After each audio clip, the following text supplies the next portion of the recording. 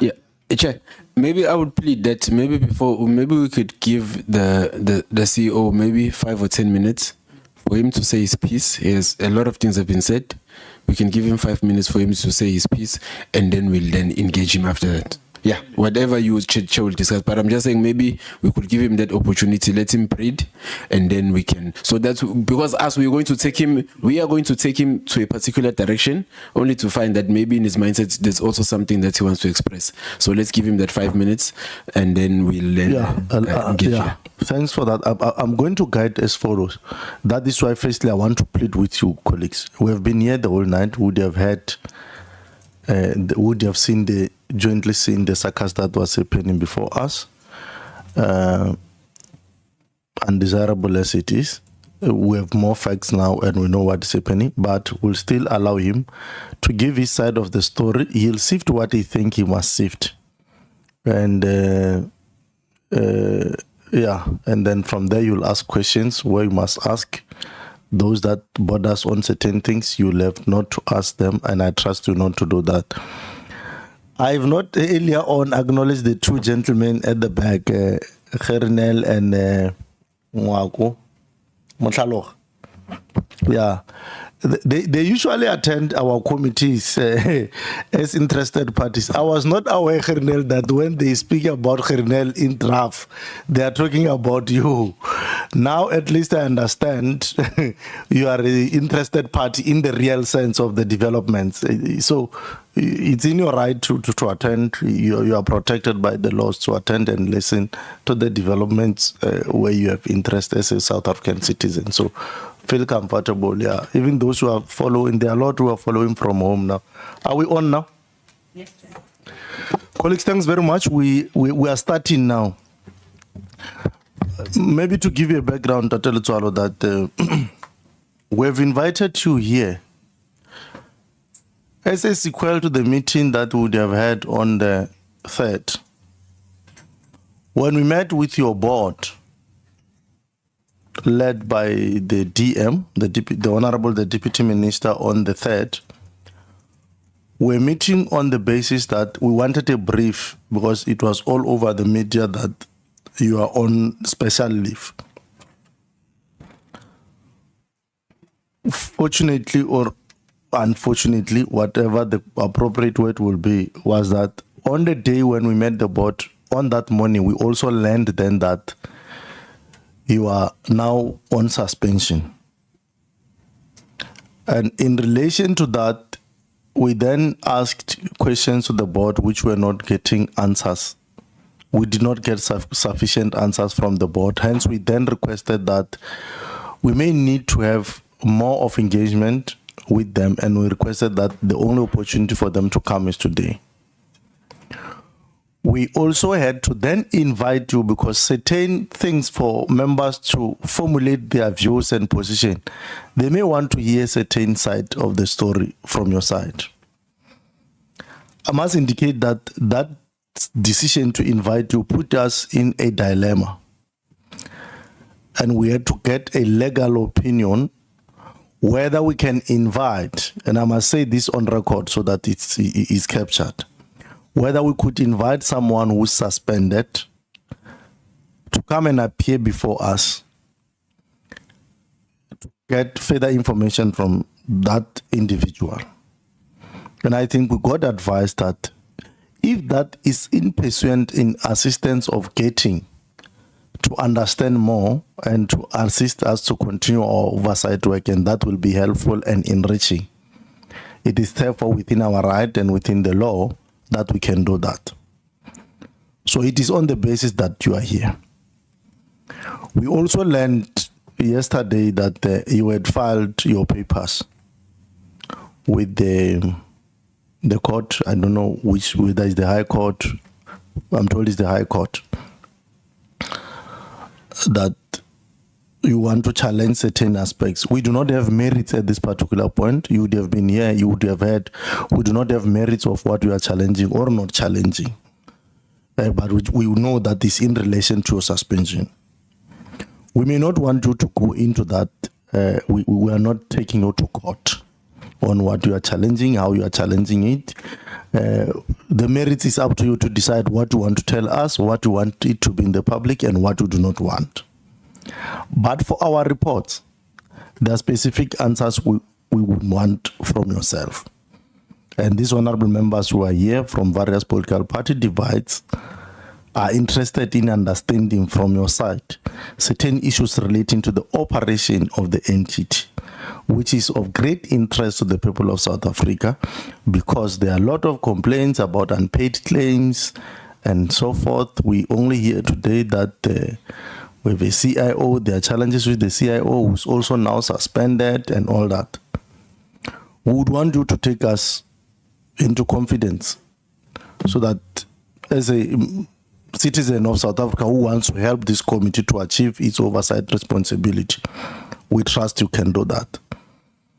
I'm going to allow you an opportunity to reflect. We'll give you 5 minutes, 5 minutes summatively to take us through. From there, honorable members will be given 3 minutes each to ask you questions, and then you'll answer, then we'll close. I think that will be sufficient. We must appreciate the fact that you came. The secretary did indicate to me yesterday that you had a challenge in relation to the approvals of your travels because of the existing issues with the board and so forth. That is noted. We appreciate the fact that you're able to arrive. I'm going to allow you an opportunity, and over to you. No, thanks very much, Chair. Thank you very much to honorable members. I don't take it for granted, the opportunity I get. I must say a lot of South Africans that find themselves in my position never really get the opportunity to air their side of the story, and I think it's important. I don't think that it's only important to me. I think it's important to my family. It's important to my kids. It's important to my father, who is not doing very well. And this thing keeps on happening to me, Chair. I don't know what I've done to South Africa, but I'm going to explain this thing because it is not for the first time, Chair, I appear in front of PCOT. Last time I appeared under the same guise was at Prasa, where I was accused of having paid myself 350%. And it was shocking that someone can say it's the first time in the history and all that, because that's not true. But I think what becomes important, I think one is that I'm being muzzled, and you'd see it with the continuous decisions that are taken. I'm being muzzled because I'm vocal about a couple of matters. But let's start firstly here, Chair. I came here with the money of my children. Yeah. I have booked myself in because apparently I can't fly. I don't know whether I'm fired or not. To come to honor an invitation by PCOT. You would recall, Chair, that I am on suspension because apparently I refused to come to Scopa. Now, I don't know whether I was supposed to not come also to PCOT when PCOT invites me. I've returned to the Chair, and I think I've given to the secretariat of your committee the response I got that I must not be here. In fact, I might just be charged again for insubordination because one of the conditions is that I must be in Gauteng. I must be in Gauteng. I must not leave Gauteng. I must be in Gauteng. So I am actually breaching that condition by honoring your invite. So I hope I'll get the protection I need in that regard, because I might just wake up and find myself with this. Chair, there's no crisis at the RAF.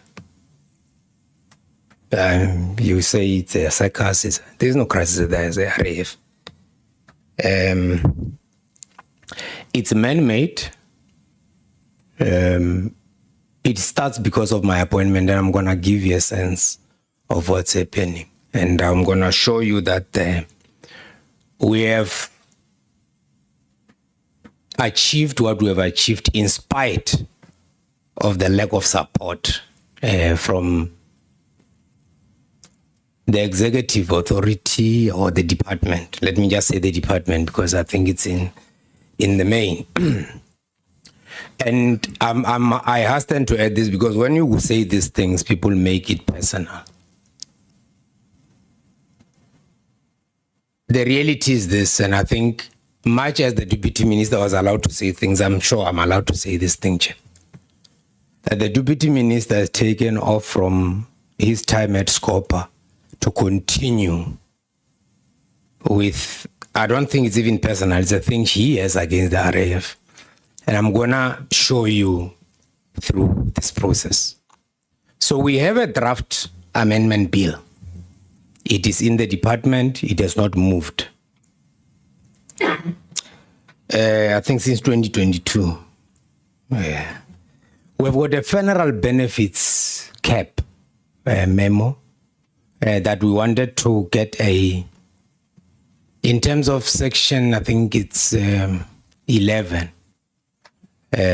of the RAF Act. The board is allowed to advise the minister on matters concerning regulations. It's there in terms of the act. I think I must just give you the provision. I think it's 11.4. I'll be correct, Chair. 11.1a, Roman figure 5, which says the board shall, subject to the powers of the minister, exercise overall authority over the financial position, operation, and management of the fund, and may inter alia, A, make recommendation to the minister in respect of, it says, any regulation to be made under this act. So we do that.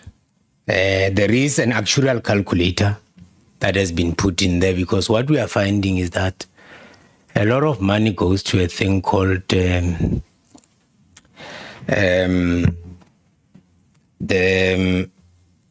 general damages. We don't know what that is.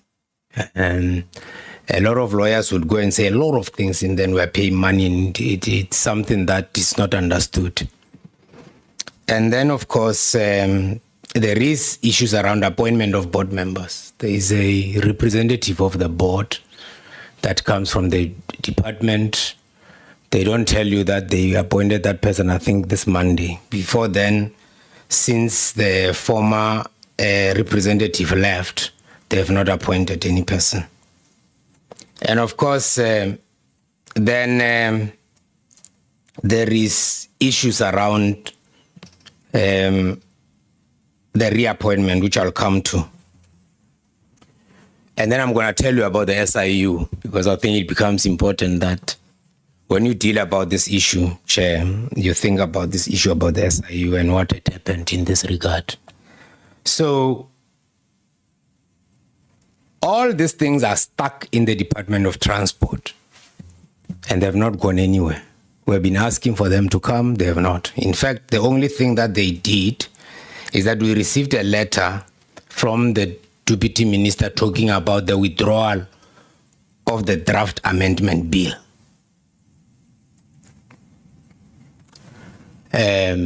Those that pride themselves with stopping this had told us that this thing will be withdrawn. And indeed it was withdrawn. Replaced with what? The so-called RAPS bill, which failed in Parliament.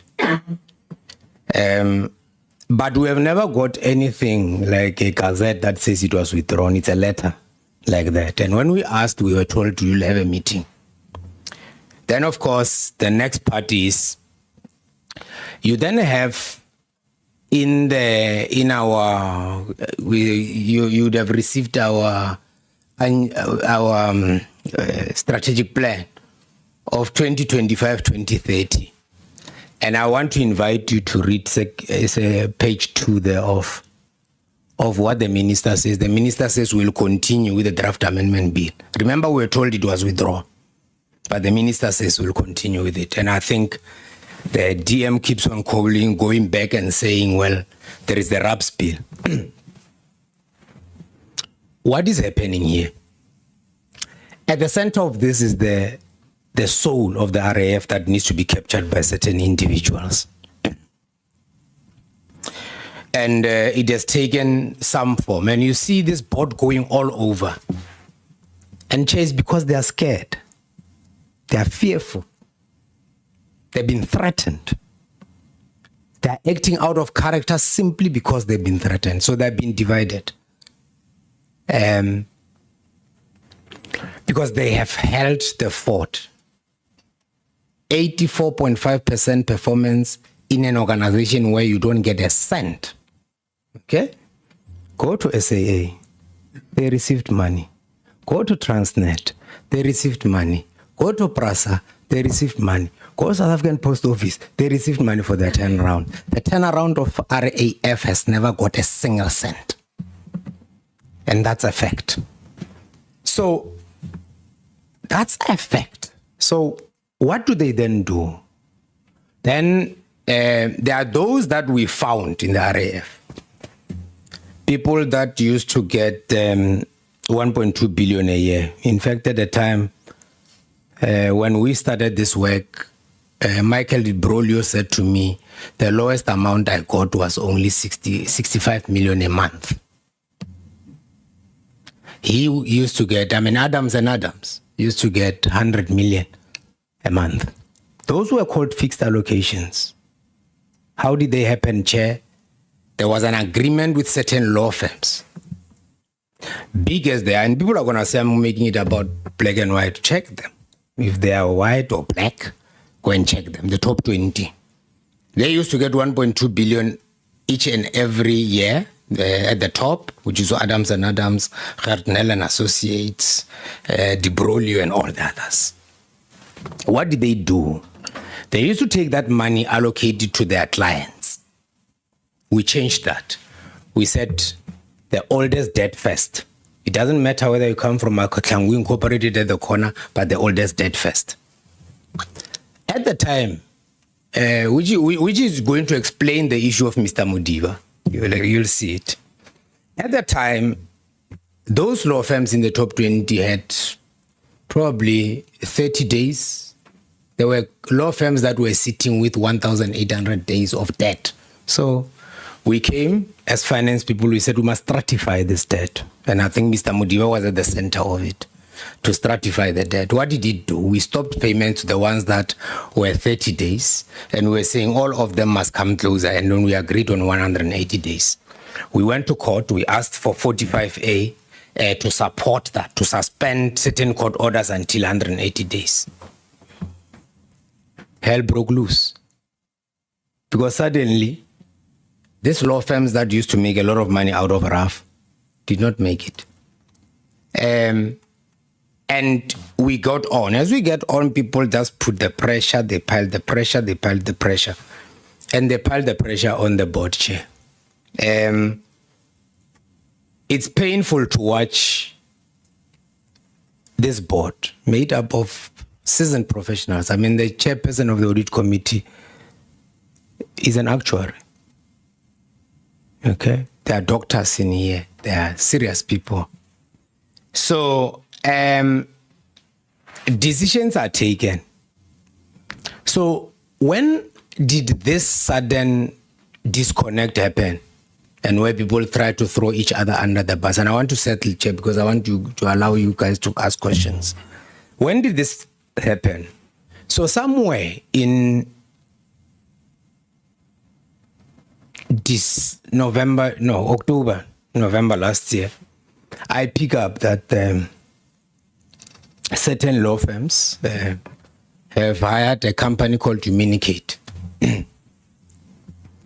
And these law firms were going to use, and I've said this in public, Chair, so I'm going to repeat it again, certain professors, one of them being Henny Klopper, but other professors as well, to try and put this mounting campaign about Letsoalo and the fact that he must never see his way back into the RAF.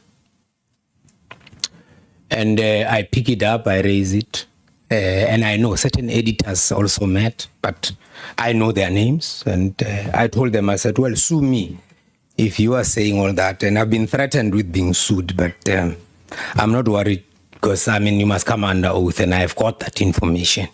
So they start this campaign. Then it takes the form of attacking the board, trying to separate me from the board, isolate me, do a couple of things. We discussed this with the board. We agree this is the direction we must go and we must keep on. So this had started, Chair, a long time ago, but it was before the hiring of this as company. you summarize. Yes. Yeah. So then suddenly I get a call from the chair somewhere around February that says I had just had a meeting with the deputy minister. He is of the view, and she raised this issue that the AXA CEO's position was not advertised. And that that creates issues, and the preference of the ministry is that the position must be advertised. My position. So I say, but Chair, what was the nature of this meeting? And what were you discussing? And who called it? And what was the thing? But in any event, you are talking to me, I'm conflicted because in my view, I still want to stand a chance whether you go to advertise or whatever the board decision would be. Then this apparently went to the board. Of course, when they discussed those matters, I recused myself because I'm conflicted. But that's where it happened. So this instruction to go and advertise started long before. It goes to the board, and apparently it does not find favor. And how do I get to know about it is because then I'm asked to go and write a 360. This 360 comes as a decision of the ministry in August last year, I think. Yeah, in August last year, we were called, all of us, and we were told there is a thing called reappointment of CEO. And if there's a reappointment that is required, Chair, yeah, by the way, there are CEOs there that they're on their third term at the Department of Transport. And they said, if you want that, you must bring this and the 360. That's how I got. So my 360 ends on the 14th of May. Chair. I did my 360 on the 14th of May, meaning there was a decision to reappoint. So then what also happens in this space is that we are now pushed at Scopa. This thing come. And there's an SIU thing. So we receive a letter. It's a strange letter that says there is some sort of interference, but it comes from the minister. There is some sort of interference. Please warn executives if they are. We say, "Lo, what is this now?" But it came after the meeting of the 25th of April, where I think it's in this very room where Scopa was, or whether it was online, but it was where the SIU had been saying things, disparaging things. And I had been engaging them, by the way, and that they are not allowed, they are not working according to this, and then this is what happens. But Chair, they must tell you that too, yesterday, the DM said to them, there shall never be any letter that comes here that talks about reappointment. He instructed the board. And yesterday they went and discussed also about the fact that they made a mistake by not adding this thing of the SIU in my letter. But they're saying this in front of executives. Of course, they were going to tell me. So they are aware of this thing. So the pressure is coming from the ministry, Chair, led by the deputy minister. There's no question about it. He can say that. I'll tell him the number of letters. Every other week we receive a letter at the RAF. We must respond to it. You must ask them the number of special meetings they had to hold because they've taken a decision. Somehow it went out of the board and the DM is aware of it. Then suddenly a letter comes that says, why are you deciding this? Why are you deciding that? So, Chair, is it true that there is interference at the RAF? So this thing is trying to create a whirlwind where this thing must just be seen as this mini mess. There is no state entity or any entity, Chair, that can perform consistently at the rate average 85% over 5 years that is in this mess. So there's no mess here. The difficulty, Chair, of the other members is that they can't raise their hands. They can't say it. I thought today they'll be given an opportunity, Chair. They must tell you what's happening in there. I'm happy that you'll go and to get the letter that comes from the audit committee. I'm sure it will raise issues. Lastly, Chair, They are just lies that have been told. It's not misrepresentation. So, one is that you are told I received my letter before they came here on the 3rd. No. I received my Let's not say lies. Let's say misleading information for our sake. Okay, Chair. Yeah, for the sake of our record. It's fine, Chair. Can I be allowed to use a fib? Is it a fib? No, just use misleading information. Okay. So there's disinformation, misinformation, and all that. My letter I received on the 25th. 25 past 9. I was watching. As my suspension was there, everyone in South Africa was seeing it. My children are seeing it for the first time. I've not even spoken to them. There it is. My wife sees this. She calls me. What's going on? I'm like, love, I don't know. All right. The suspension of Mr. Modiba, the very same thing, Chair. All right. But Chair, I want to touch on one aspect. I'm going to deal with that. But yeah, as I conclude, because then there is a story about the 27th, the 28th. No, I was coming here. In fact, I can give you tapes of what the chair says. Apparently, this thing was about to be compassionate leave. She was supposed to talk to me as the chairperson, and suddenly this is a decision that is taken to place me on special leave. That was not a board decision, Chair. I can assure you. So now, every time these other board members raise issues, they are then muzzled. So I come here, I fly on the 27th at night. They know that I'm flying at a 9 o'clock flight. Then at 10 to 11 at night is then that I receive no one even says, check your email, nothing. As I'm preparing to come to Scopa at around 7, I wake up, I check. Oh, I see this thing. It's even telling me who's going to act on my behalf. Of course, I call the Part 2 and I say, Part 2, take over, and he's resisting. No, I can't go there without you. No, go, man. It's fine. Because the aim was that if I come here, then I'll be insubordinating. If I came here, Chair, I would be insubordinating the letter that placed me on an unlawful special leave. Okay, so I decided to stay in the hotel. I watched this whole drama at the hotel. I had the chair sitting here adding reasons for my special leave, which were not even in the letter.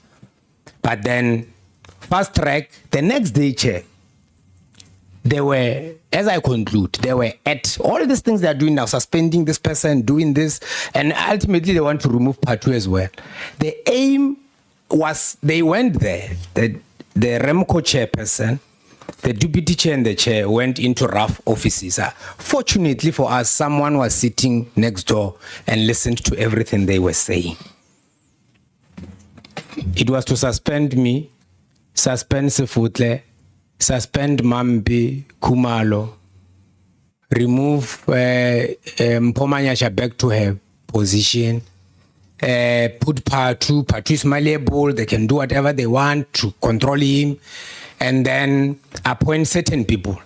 In that meeting, they were calling people that were below us. Come here, tell us about this. We want to appoint you in that position and all that. That's what they were doing the next day after the 28th.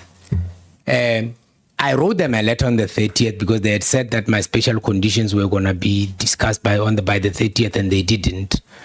And they did not bring it to the attention of the board. Notwithstanding the fact that they had told me. When I realized it, that Saturday on the 31st, I sent them a letter. And in it, they were saying a lot of other things. You'll see it in my papers, Chair. It's attached there. But, Chair, I'm sitting here. The chair has arrived here with her bodyguards.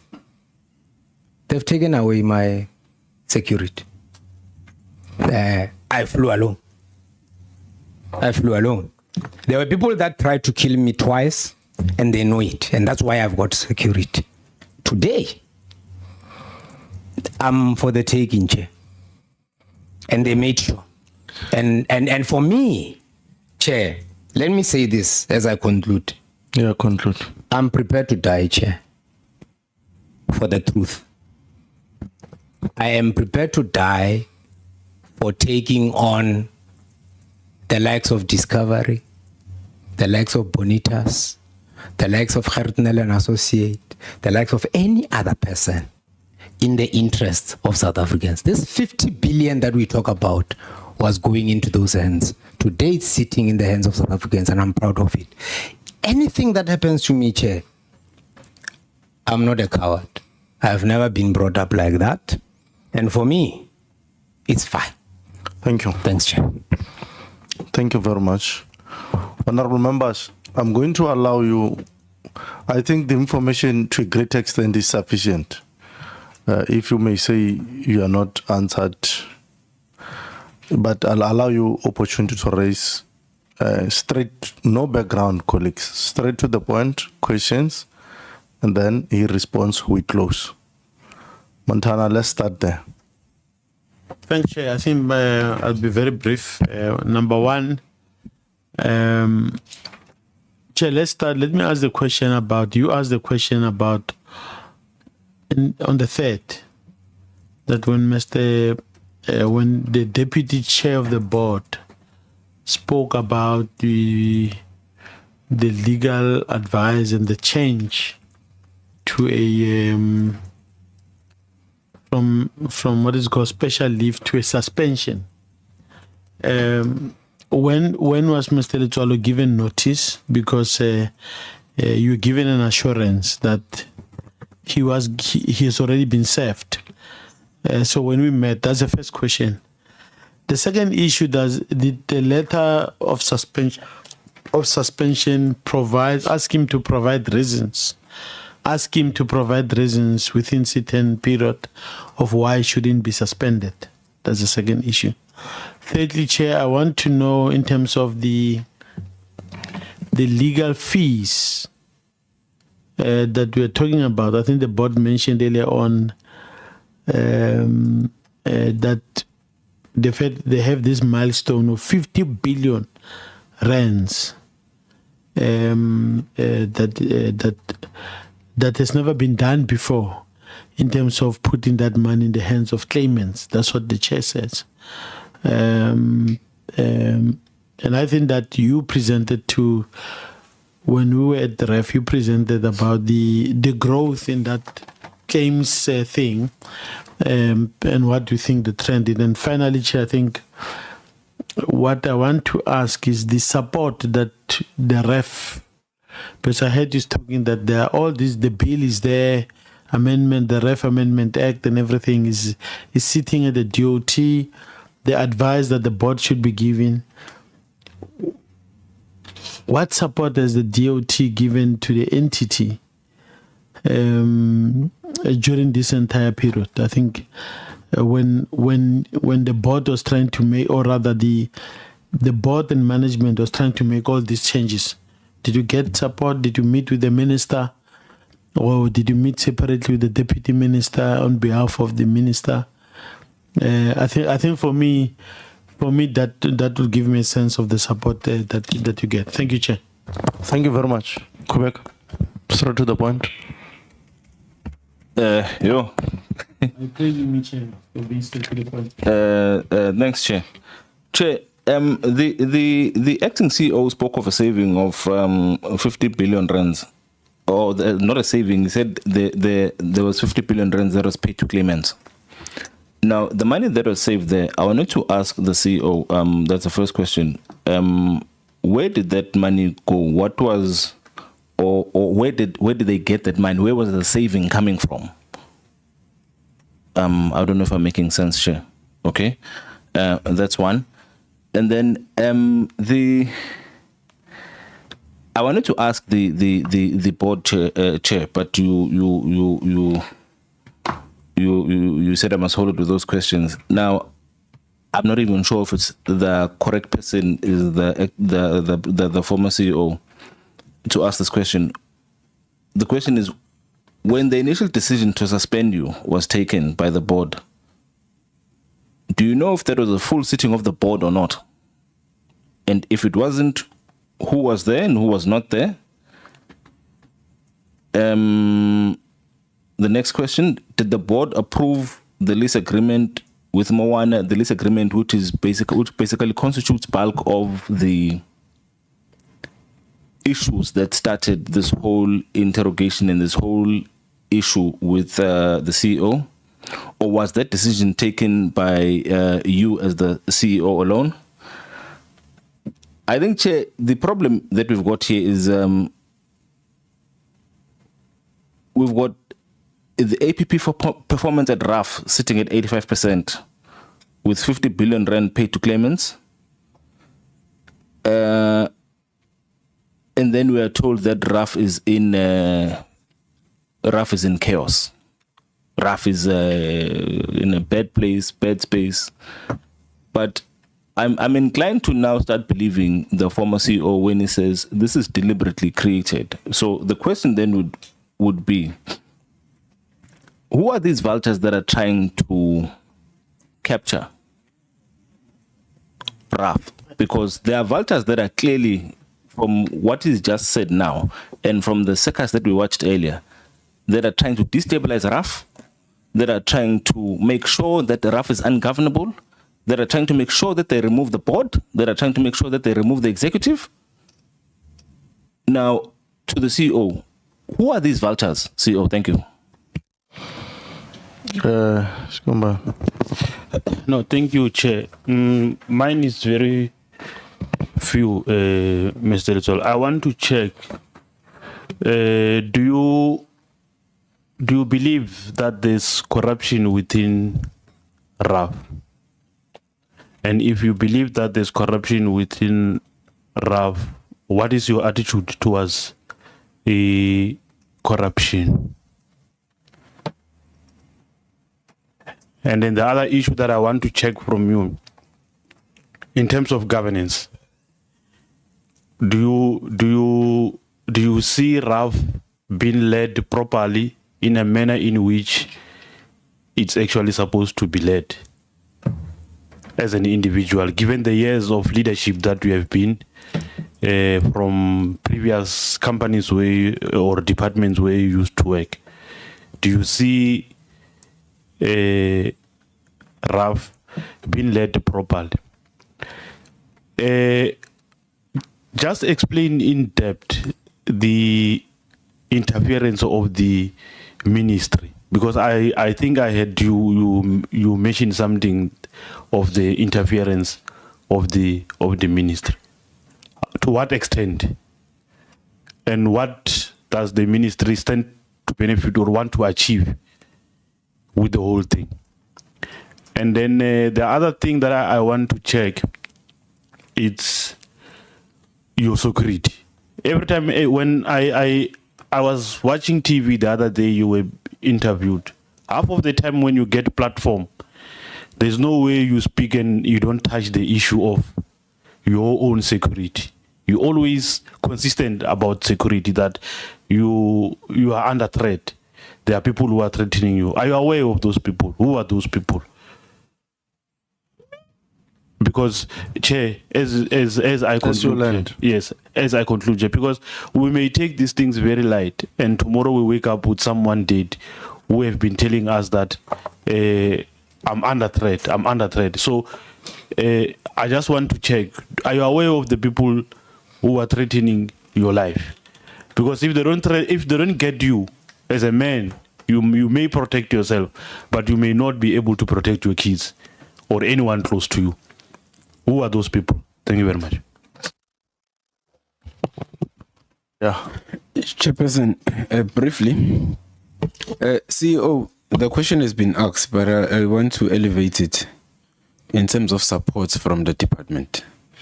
I think the ministry has in this administration, we've been here for a year now, 12 months.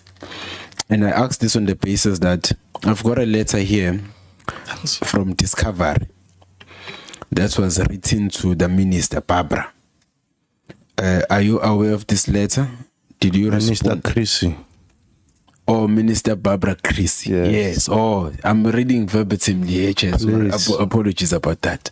Yes. So this letter, CEO, was written by Discovery to the minister, complaining about you and RAF.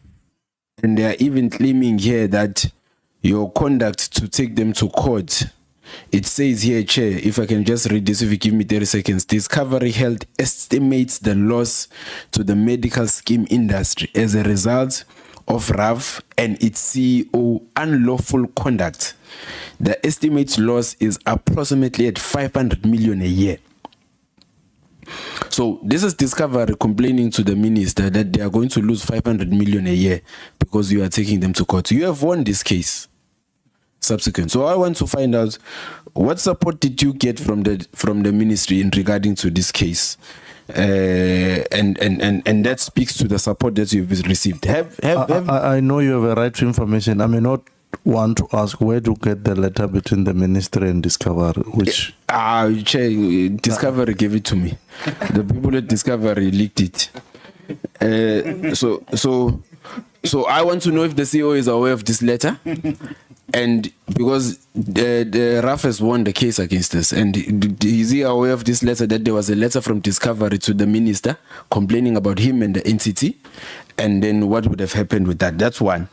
And then now, CEO, you are accused of signing the court papers litigating against the AG at Constitutional Court. How did that become? How did you end up signing those papers, and why were you the one who signed those papers? And then Ray, you have taken RAF to court because of your suspension.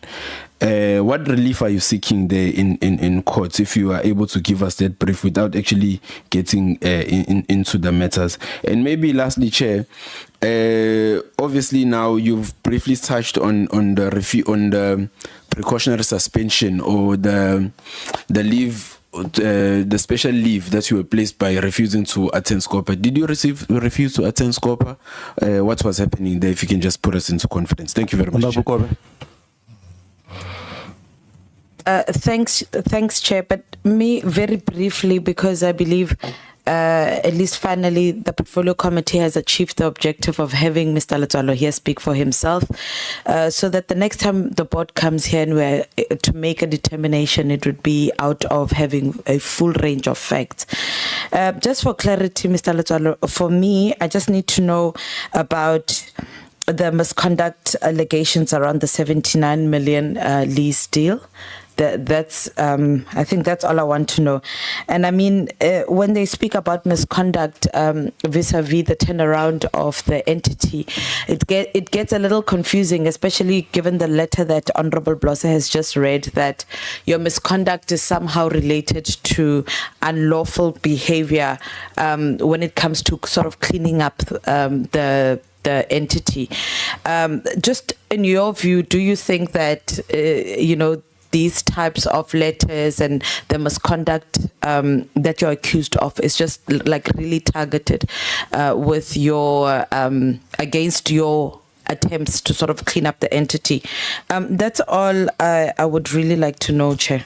Thank you. Thank you very much. Honorable Ngomba. Thank you, Honorable Chair. Chair, most of the issues have been touched. It's only two now left for me. The first one is that Mr. Letsoalo received his the letter of intention or whatever on the 26th of June, if I heard correctly, putting him on compassionate leave, which later changed to special leave, but they committed to call or interact with him on the 30th of May, which they did not communicate. Then you decided to write to them. Were you reminding them of their commitment, or what was the content of the letter that you wrote to them on the 30th? The last one, Chair. After seeing these challenges that RAF is faced with, this instability and, all those kinds of activities that are happening there, which office have you informed about that? And also around your security matters, have you reported to the relevant authorities that may assess the situation and ensure that some security provision is made for you. Thank you, Chair. Thanks very much. Honorable Ntando Matuna. No, thanks, Chair. Indeed, it's Honorable Ntando Matuna. No, thanks, Chair. Chair, I will follow suit and be very short. But Chair, I just want to first, perhaps, but I think it's an indulgement that we'll have as a committee afterwards. I'm also as well starting to be worried. I'm not saying that the minister is interfering. There's something in auditing that we usually say, you do not have to interfere, but you must be seen to be not interfering.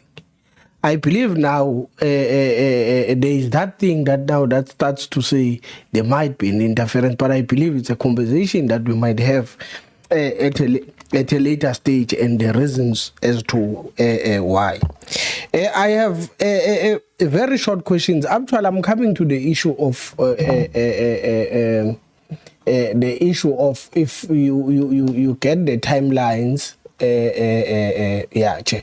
But my first question would be because I think Mr. Letsoalo clarifies me, because my first question would have been around the issue of the special leave, because Chair, in South Africa there's nothing as placing someone on a special leave, because I was there in scope and the reasons that would have been given would have been that it's because of issues that are related to SIU investigations and so on. And we told them this. They said to us they had received a legal advice. That today they are saying that they seeked afterwards, because we told them that you can't place someone on special leave. You apply for special leave, then you are given. When someone is interfering on an ongoing investigation, you put that someone on precautionary suspension. We told them this on the 28th of May, I think, when we were sitting with RAF. Now, my first question to Mr. Letsoalo, one would be, I think I'm covered by would be around the issue of building. There are allegations, Mr. Letsoalo, in the public domain that you went against the recommendations of, I believe it's adjudication and evaluation in the appointment of the building in Joburg, whereby you ended up appointing the building. I think it's the building of the pension fund. That's one. Two, I wanted to check the issue of, because now the reason why I've been asking this, because I want us to have clarity. I wanted to check as well on the issue of accounting standards with HE that has been ongoing. I believe that this was a decision approved by board. I just want to get that clarity. Two, as well, I want on the issue that when the decision was taken that you are going to act as chief claims officer, it was board aware of this decision, and I think Chai will say if he's not comfortable of answering certain things. Was board aware of this decision? Because were they aware of this decision? Also, Chai, I think the last question that I would have had would have been the issue of the building, or the issue of default judgment. There's an issue of default judgments in courts whereby you are supposed to be using the what is this legal aid, but look state is. At ease. Now, though we are told that they go to court and say that they just came here to just observe, not to represent. But can you give clarity to that? And it's estimated that the default judgment that we have accumulated are close to 4 billion. So can we get clarity on that? I'm asking these questions, Chair, so that also the public gets clarity in terms of what is happening. Where I know we'll engage alone on the committee, and then we take a decision in terms of how we move forward. I thank you, Chair.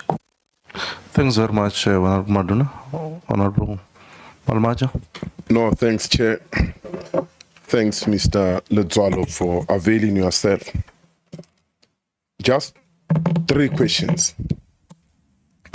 One, after realizing that you are not safe in terms of the threat that you are getting, have you made some efforts to notify the relevant authorities so to be safe? Because indeed, we will want you to live longer, so to assist to give more information when we deal with the whole issue. The other issue is on your relationship with the ministry, the chairperson of the board, the entire board. Why this? We really want to have a situation where we know the relationship of the CEOs and the ministers, the deputies and everybody, not just around yourself alone, even other entities, because we will really need, as the portfolio committee, to ensure that there is a good relationship. Otherwise, we'll find ourselves having to cut and chop endlessly. The other issue, Mr. Letsoalo, on this issue of lease, is there a reason why RAF, with such monies that is going out left and right, back to center, cannot just acquire a land and have its own properties, rather to be leasing so much, if not huge, millions going out? Is there or are reasons why this cannot happen, even under your leadership, decisive as you are? But I don't see any attempt of saying at some stage we wanted to have our own land so that we can have our own offices and save this money of the claimants. Because if we continue leasing this way, I don't think we're doing justice to what's supposed to happen. Chair, I think those, maybe to add this one of the SIU, you said and you promised here that you will go bit by bit in it so that we know it's like it's an elephant that we can't know whether it's moving or not. Thank you, Chair. Thanks very much. Just one or two from me. The claims officer, it is alleged that you acted for a long time as a claims officer, and the board was not comfortable with that in terms of the reports we're getting. Why did it take so long to appoint a claims officer? Because the claims are at the center of RAF's business. Now, why did it take so long? Especially with the background that we hear now that the board was actually not happy with you being the claims officer. I also aware of the particular matter that the claims officer was not, the board was not happy with that, to that effect. We met with you, Mr. Letsoalo, and your board sometime last year in October in your offices, in which meeting all of you projected a sense of united approach to almost all the issues and challenges you're faced with, including the processes thereof that you're actually undergoing at that particular time. We did not get this sense at that particular time of that you are making now of ministerial, the DM, what to call it, interference. We also didn't know at that time that the ministry has not appointed a shareholder rep into your board. And these matters did not emerge in that particular meeting, unless I would have missed it, but I went back to check my record today. These issues were not actually there. You are united as executive and as management in terms of your present. What happened? What? I know you would have said there are pressures and so forth, but one would want to really get a sense. At what point what was the straw that would have broken the camel's back? What would have created this that seems like a very serious dysfunctionality and instability, which borders on the eyes of the public? My last question is, day in, day out, we're inundated with a lot of people complaining about non-payments and so forth. And I could even see on social channels now that there are a lot of people who want to ask questions relating to their claimants and so forth. What is the status of claims in your own understanding? And what are the bottlenecks in terms of payments for those who might have been awarded in courts and so forth, but not been paid? If you could assist me with that, I'm safe in my part. Kindly, as much as you must be depth, but try to be as summative as possible. Yeah. Okay. Thanks, Chair.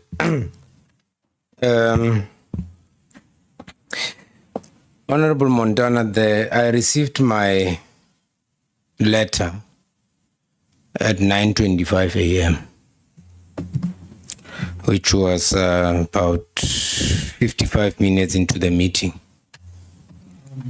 your meeting of the 3rd of June.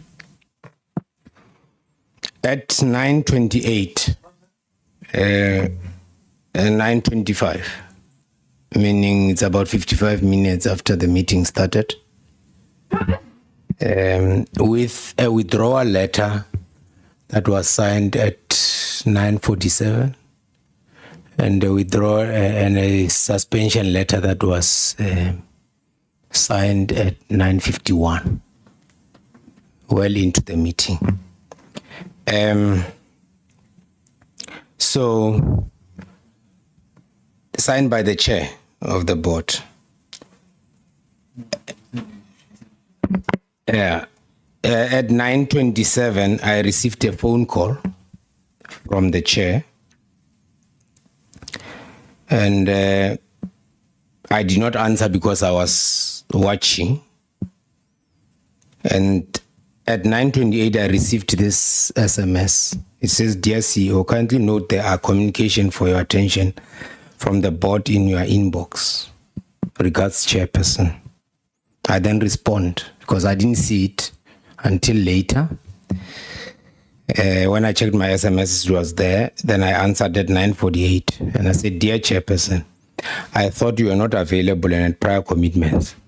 Nevertheless, I'll check my inbox once I've finished watching the PCOT meeting." A response at 9:50 says, "Dear CEO, yes, I'm committed currently, but I'm able to discharge important things via phone. Kind regards." Then she tries to call me again, and she keeps on calling. So I said to her, "Excuse me, Chairperson, for legal reasons and the fact that our conversations are usually distorted, I would prefer that our conversation for now be reduced to in writing. My apologies. I just think it will be prudent at this stage." That I sent at 9:52. Now, it's up to you, Chair. The deputy chair sat there and said we gave him his letter before we came here. That is not true. So that's when I received my letter. So this support, Chair, I've worked at the Department of Transport for 10 years. I think 11 years as a CFO. I know the support we give to entities. It's not something that I know. Honorable Montana would know that when we were doing 2010, we were sitting there with them, asking them what the issues were. AXA would tell you the restructuring of AXA we were involved in. They would tell you, Sandra, even with these e-tolls, we sit and we look at this. And when entities of ours get financial problems, we are very close to them to try and assist them. It doesn't happen to RAF, at least since I've been there. By the way, when I was seconded in 2019 to this establishment, it was because it was collapsing and they were asking for a bailout. That's how I get myself to be there. And I was then appointed by then Minister Mbalula to go and try and turn this thing around. We advise the ministers, they would come to us, they will disagree, we disagree, but I mean, advise people, then either take it or they don't, but they do meet with us. Have we ever met with the minister as the RAF board? No. No, it hasn't happened. Have we ever met with the deputy minister? No. Only once during a, what do they call it? The AGM, the annual general meeting where you bring your, that's a ministerial, it's actually the shareholders meeting, it's not your meeting. We have never met with them. When did the meeting ever happen? Yesterday. And I was not there, Chair. I don't know whether it's a coincidence, but I was not there. This meeting was supposed to actually come and you would see it in each and every meeting of the board. Can Chair please write to the ministry and ask them we want to meet with them? Then the question that lingers in my head is, when people come and say, well, we are going back to the RAPS bill, who's informing them, who's advising them, who's talking to them, how did they arrive at that point? Now, Honorable Gubega asked the question about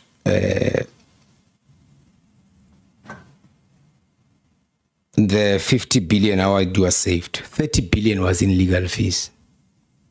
14.5 billion was in medical fees. 4 billion was in payments to foreigners that are not supposed to get the money.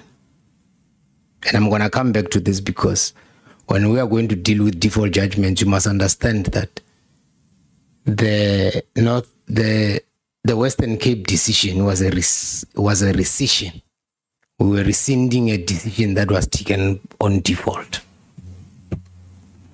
Now, that's how we make the 50 billion. Of course, there was a panel of actuaries that were charging us 10,000 per calculation. By the way, this medical fees are as a result of this medical, the hospitals and medical practitioners charging us 5 times what they charge a medical fee. As I told you, there are, I did not mention this part, there are tariffs that have been sitting with the ministry for more than 2 years. They've not been signed, those tariffs. And it's something that continues to worry us, because when those tariffs are there, it means that they can't be implemented. And soon we'll be told that these tariffs are out of kilter, and therefore it's unreasonable to expect people to charge those tariffs. As it happened in the during the Moseneke judgment of 2010, where we were told that we must go back, and I think it was Minister of Transport versus the LSSA, if I'm not mistaken. LSSA versus Minister of Transport and others, where we were told that we must go and make our own tariffs. It never happened until we started. And I think our tariffs, the first tariffs we issued is in 2021. But for 11 years, that had never been done. So, I see Honorable Gubega keeps on referring me as a former CEO. I would also think so if someone was taken away and he can't, yeah. This building, it's a very interesting phenomenon. Firstly, I never rubber stamp anything. It will never happen. The PAC is appointed by me. Although the lower committees might be appointed by someone else. They're appointed to advise me. And when they're appointed to advise me, I can reject the advice. Because ultimately, I can't delegate that accountability. I'm accountable ultimately for everything. I'm responsible for it, even if I gave someone to do it on my behalf. So, what had happened? We were in a building called Marble Towers. Below us, there were lawyers. Above, there were lawyers. You know, there are law firms that run around with logos of RAF on their cars. And that's one of the things I fought when I got there. So when I saw it, I used to write to them, remove that logo. you are not RAF. But they were below and above in Marble Towers. What used to happen is that people that would... What do you mean? So you share a building with lawyers? Yes, we shared a building with lawyers. That takes you to court? And Marble Towers. These are the lawyers that from... Yes, these are plaintiff attorneys. Plaintiff lawyers? Yeah, plaintiff attorneys. Okay. Yeah. So we shared the building with them. I arrived there. The first thing I'm meeting regions. The first region I met was Pretoria. We looked at the building, not too bad. We owned the building. It's in Manley. Then we go to this Marble Towers for the first time. And this is what the union says to me. We have been in this building, we want to get out. This is not a living. Then I look at it, and they are right. You must look at the head office and look at Marble Towers. Chalk and cheese. You are sitting in your ivory towers there. You bring us here. We are not even safe and all that. And then, of course, there was a occupational health and safety that said this building is not good. We went in, we looked at it, and of course, the idea was that let's move. So I asked when I leave that meeting, what must happen? Can we move these people out? I committed to them that I'm going to move you out of this building. So I asked them, how far are you? They said, no, the process is quite advanced and all that. I said, give me a report. The report comes to my office. Apparently, my office looks at it, they ask questions, and then someone withdraws the report, right, because of the questions that I asked. At that time, Chair, we were also dealing with the head office building. And there were certain things that are happening in the lease. For instance, in the head office building, one of the minimum requirements was 30,000 liters of capacity of water. How? Does Tshwane have a water problem? No. Why was this part of the requirements? No one could explain. What had happened was that even the building we are in now, which we decided to recommend to the board to extend, they were moving out of because it did not have water. And we were supposed to pay TI and all that. I think it was 120 million worth of cost. And the idea was that, let's do it. So we look at these things, we see it, okay, there's funny things that are put in the requirements and all that. And our idea was that, no, we're staying in this building. There we do. Then we go back, we meet with the, I look at the they had gone to the market, I think 6 times, and they could not get a building on Johannesburg. So I go and I meet with the National Treasury. They had said to them somewhere in 2018, please go and look at government buildings. And remember, I worked at PRASA, so I knew that they are government buildings. So I went, I think we approached PRASA, Transnet, and I said, go to PIC as well. So we approached PIC. PIC says we don't manage our buildings. PRASA says, no, you're going to have to help us. I don't know which building it was, but they were saying that we must actually help them renovate and do it. And I said, no, that's not what we can do. And I think Transnet did not have a requirement. And PIC then said to us, the people that manage our buildings is Moana Properties. That's where Moana comes. So we go to Moana Properties, okay, PIC buildings, they manage them. Remember, the owner is GPF. If you look at our lease, we have signed it with GPF. We go there, they've got 3 buildings, right? Got 3 buildings, we choose a team, we say, go and look at those buildings. They're government buildings. They check them. Then they like this one. It's a former BP building. There was not a lot to do on it for people to move in. And remember, I promised people we were going to move you. So we do that. They tell us the TI and we sign. We recommend the list to be signed by the board. The board signs it. We even explains this is a process. Lucky enough, Chair, sometimes fate works in its own way. We still had to get the approval of the National Treasury. For us, not these days you don't, but then you had to go to the office of the Chief Procurement Officer, CPO, and ask for approval. They looked at it, we presented, they approved.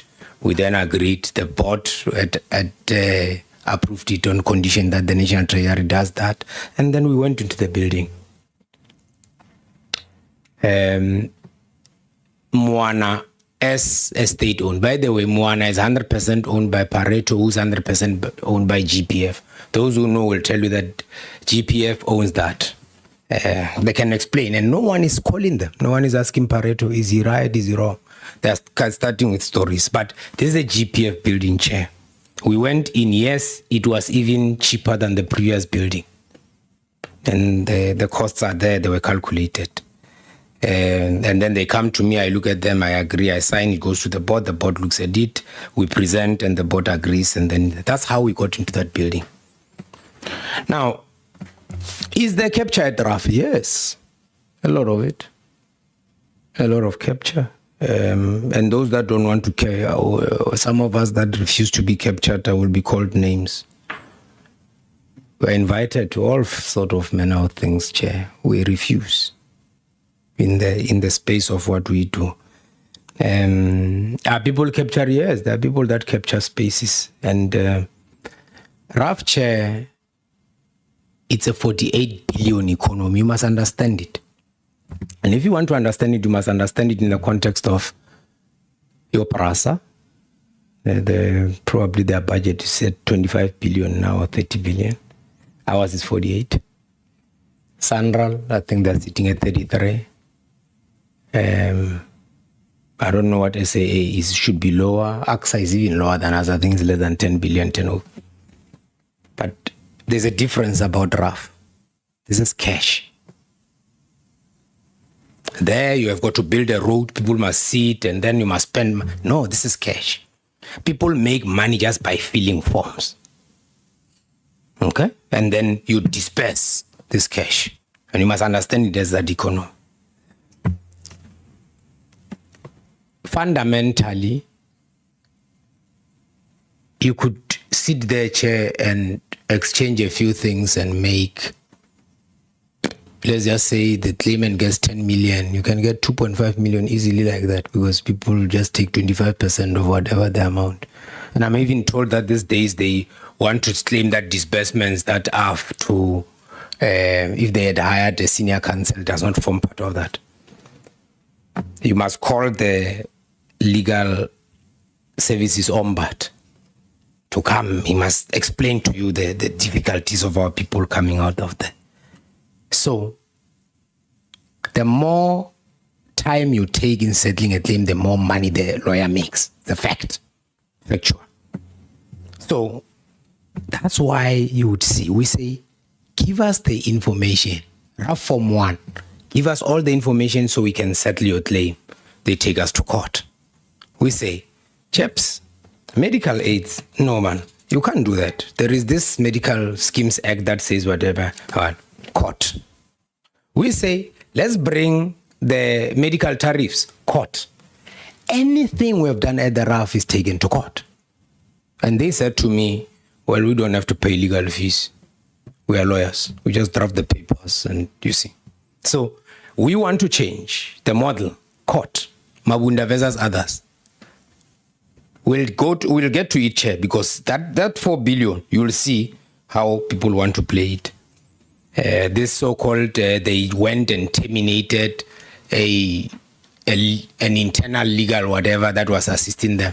You must read the judgment of Ketsekele versus the RAF. It will give you a story about that. In fact, it says that the panel or the funds the legal representative were complicit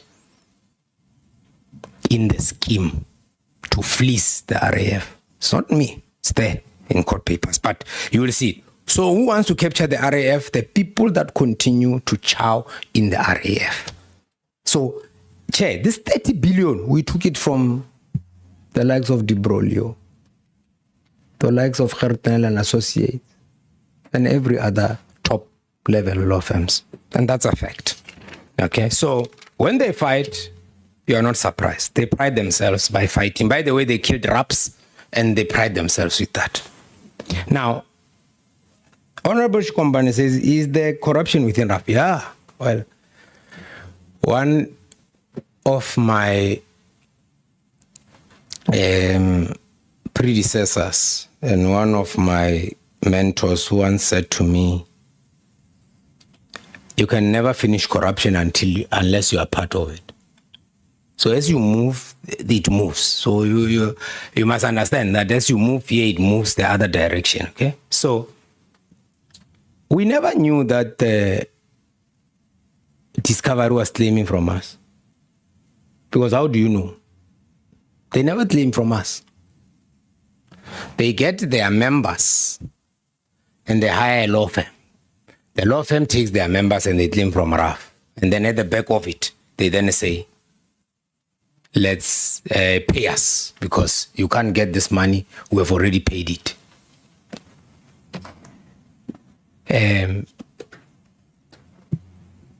So that's the reality. How we got it? There's a lady that came to me crying, I got money. Discovery is taking it. And I said, what do you mean? She says, no, they are taking it. They're saying it's our money. My lawyer gave my money to Discovery. They are claiming. You want to discover? What does that even mean? So we went and we looked.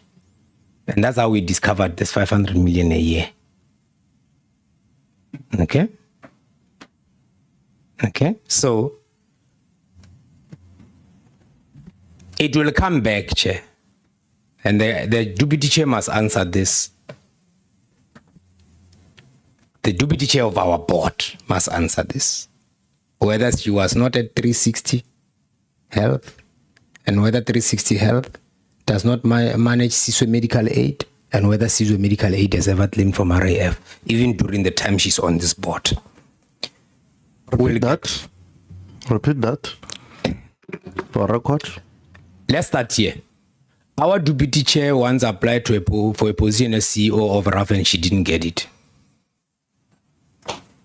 Okay?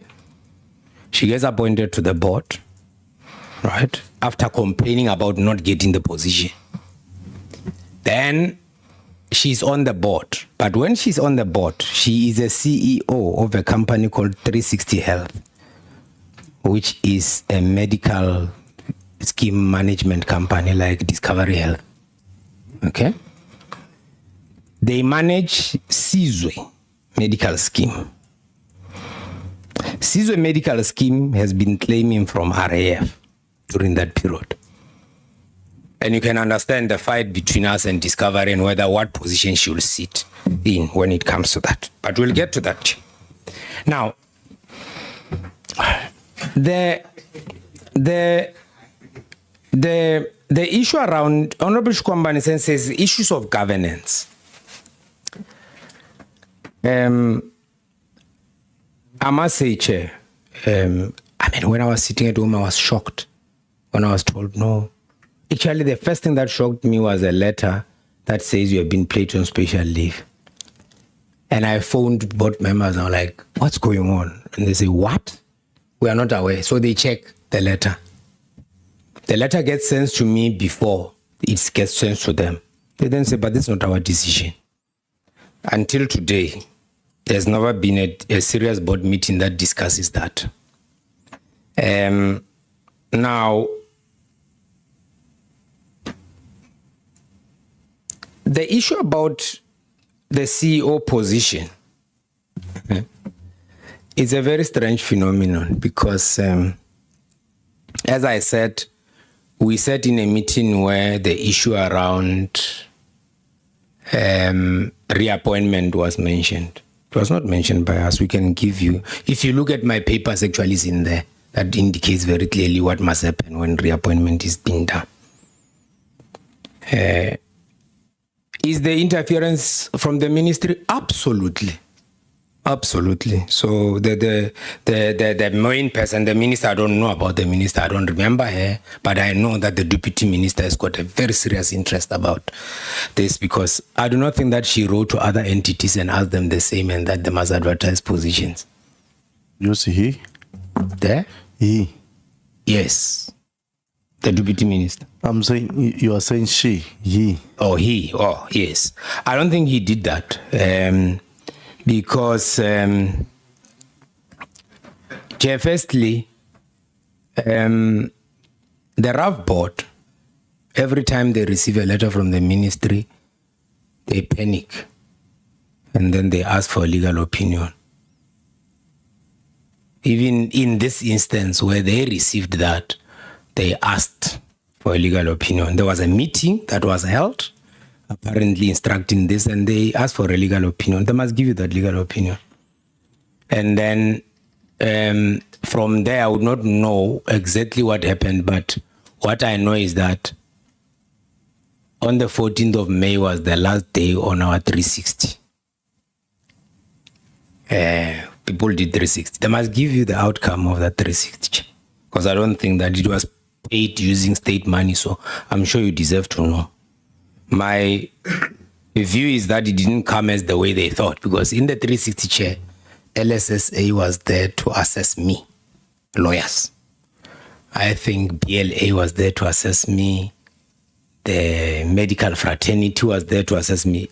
I'm telling you about people. When I say 50 billion went, these are the people that are included in the 50 billion that we took away.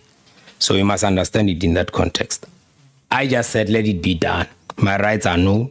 I'll defend them if there's a need. So then there is an issue around security. I think, look, who wants to kill you? Hey, I don't know, I've got so many enemies. And most of them as a consequence of RAF. My children are protected. And against that issue of bringing assets back, I have refused to bring the assets back, because I still want those protectors to use those cars to make sure that my children are safe. But my children did not apply for a position at RAF. So there was that assessment that was done, that my children must also be protected. Right? So we had to do a lot of other things. But there was a time when armed people, armed assassins, full in an H1, broke through, held people at RAF. There's security at the gate in the and then went in. Lucky enough, that day we had a board meeting, ended late, but it was online. So I think they got their wires mixed that they would still be there, because we are people that actually work after hours. So that happened. And then there was a time when I had to be evacuated from a stadium because there was a hit on me. And we picked up that the heat was coming from the taxi industry. That I've discussed with the state security agency. So yes, they know about that. So there are cases as well that are opened. So that's the truth. Now, are you concluding? No, I'm coming to Honorable Governor. Okay. Misconduct allegation, 79 million. I think I've dealt with that 79 million deal. Are you cleaning up the entity? Of course. It's very strange. These days, the so-called whistleblowers are everyone else that we have either fired, had problems with us when we arrived. These people that had mixed allocations and all that, suddenly these people are the best. They are whistleblowers. They are coming back. And then people tell them right so that we can act on it. We know. They meet with them, they tell them that. And we know that we have got evidence to that effect. In fact, I know those people by name, right? Now, the letter received, I wrote, I said, Honorable Member, that I received my letter on the 27th. Actually, I received it because I read it on the 28th in the morning. Before then, I did not know that I was on special leave. That's why I was somewhere here. It was, like I said, it was a shock. On the 30th of May, I write to them, and what I say to them is that your conduct is unlawful. I can't be there. Because I went and checked our leave policy. I signed that leave policy, I know it. I don't remember at any point where you can be given special leave without asking for it. And when they were confronted with that in this very room, they then started saying things. There's a lot of things. And I'm like, hey man, it was not SIU anymore. No, he didn't want to come here. Then when, as they do, every time someone wants to answer, especially the acting CEO when he said, no, we have never been instructed to not come to Scope at all. It was their decision. I'm telling you, Chair, until today, as I know it, unless it changed after I was then put on suspension, the 20th of May decision not to go to Scopa has never been changed. Can't answer that. It has never been rescinded. So the decision not to come to Scopa is a board decision. You would see it in the letter of the 22nd of May to Scopa to say we are not coming. For that reason, please postpone. So the story that I said I'm not coming is not true as well to Scopa. Look at the last letter that we sent, I think around 4:25 on the 27th. It says, can you please postpone? So this story that I was not coming to Scopa is not true. Then when we realized that, well, they're not going to move the meeting, they're not going to postpone, guys, there's an instruction from the board, let's all go. Then I land here, and then I'm told that I can't come here. She signs this special leave thing at 5:30. You see? Conveniently, it's not sent to me. I'm leaving at 9. It's only get to me at 10 to 11 when they know I'm airborne. There's nothing I can do about it. So those are the facts. Then I write to them again on the 31st, because I then realized something. They didn't lie to board members and say they could not find me from the 24th to the 25th on a weekend. I had to go on AWOL. Firstly, Chair, 24th and 25th of May were a weekend. RAF does not open during weekends, and I don't think that I must ask for leave. I could have been anywhere. But it's also not true. When you go and look at it, I've written it. It's in my papers as well. 36 minutes I spoke to the company, it's not company, board secretariat. I spoke to him on the phone. And you won't see any missed call because they lied. They just went and lied. Or misrepresented, as the chair would like to have it. But I mean, if you say, I can't find someone, I've got a PA, they never called my PA. I've got an office manager, they never called those people. Neither have they ever called me and got a missed call. So I've proved that, I've put that in there.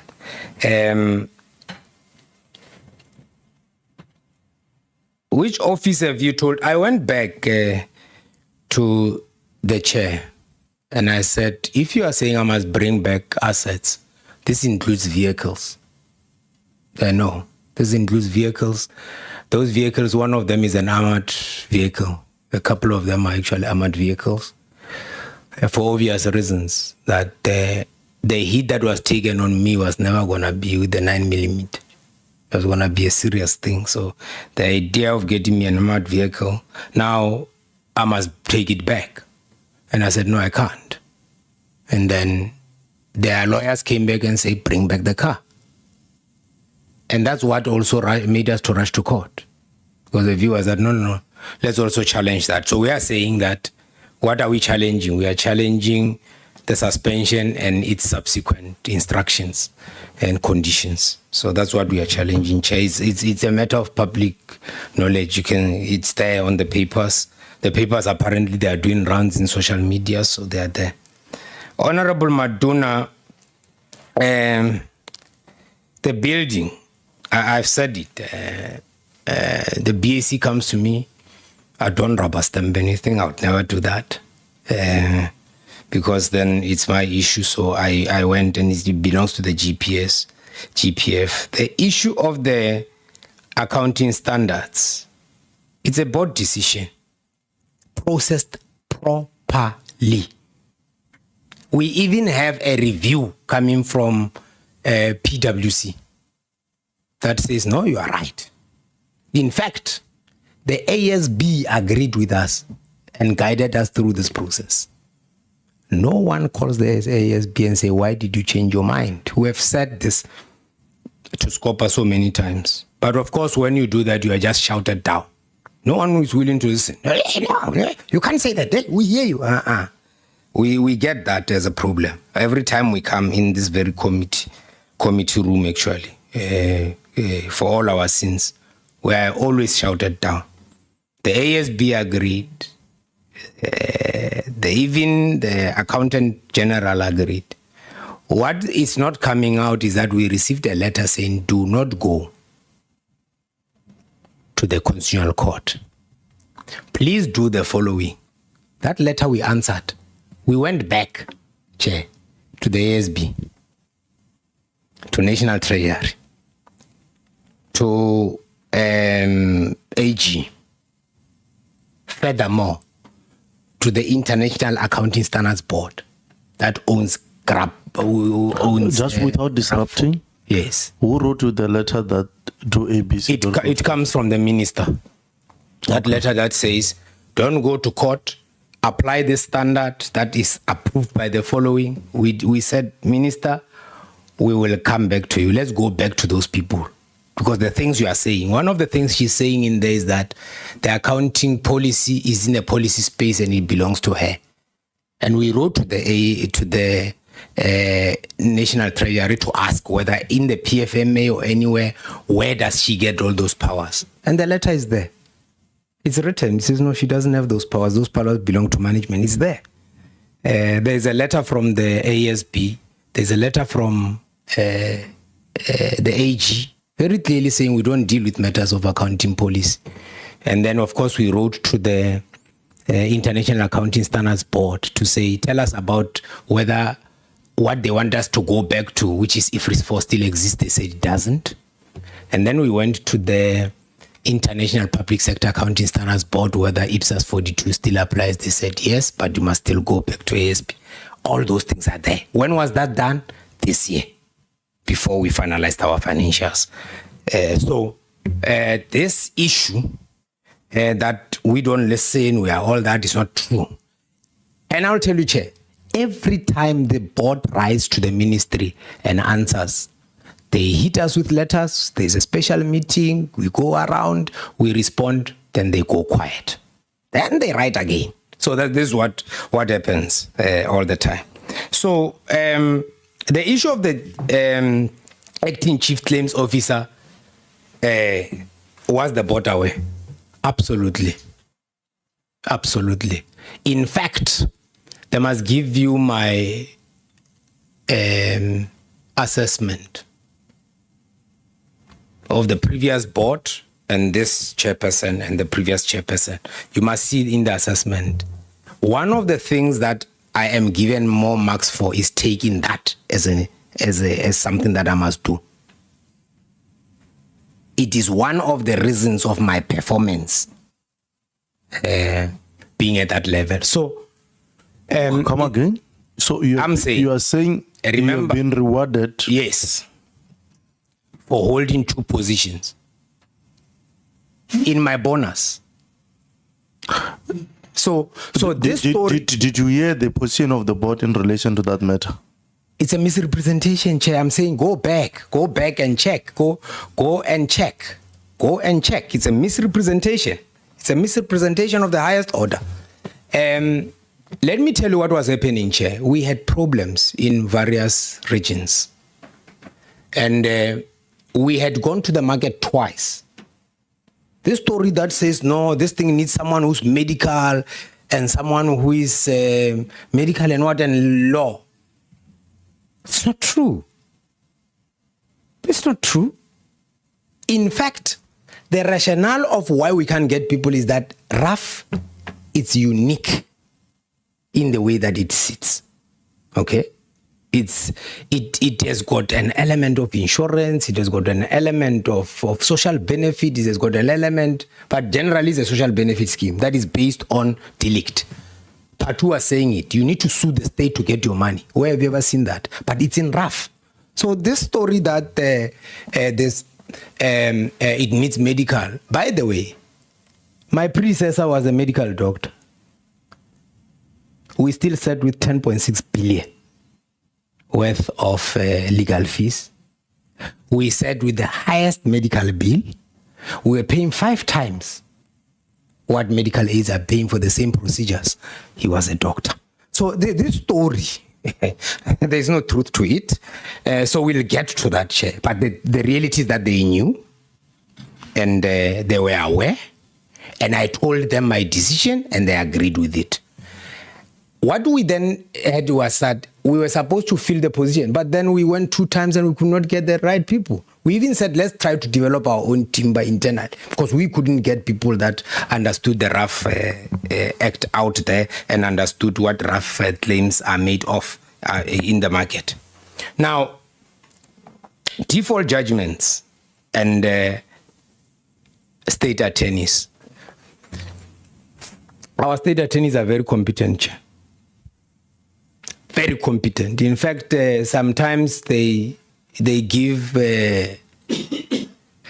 senior counsels bloody noses in these engagements. They're there. We can give the list of cases where they've won against senior counsel on matters of RAF. So this thing of now creating a couple of things happened, by the way. Not that they did not happen when we had a panel, where someone just goes there and then freezes or decides not to defend the matter or does not read the papers or whatever, because sometimes they've got more work or whatever. It happens in any organization. So we can't say simply because there is an incident there, we throw out the baby with the bathwater. That's not true.